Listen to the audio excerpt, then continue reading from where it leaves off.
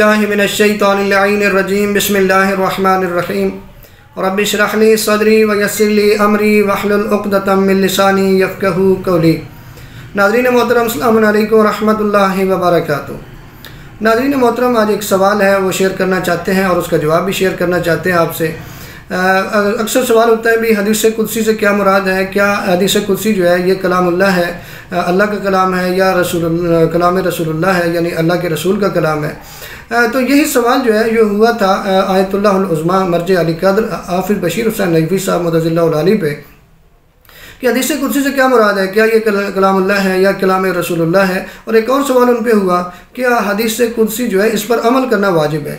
तो उन्होंने क्या जवाब दिया, उन्होंने बयान फरमाया कि हदीस कुदसी के अल्फाज और मानी खुदा के कलाम है, लेकिन बतौर इजाज़ वो कुरान की तरह नहीं है और कुरान का जुज़ नहीं है। इस पर अमल करने की जब बात आई तो उन्होंने बयान फरमाया, वो फरमाते हैं कि हदीस कुदसी की अगर सनद साबित हो जाए तो उस पर अमल करना वाजिब हो जाता है।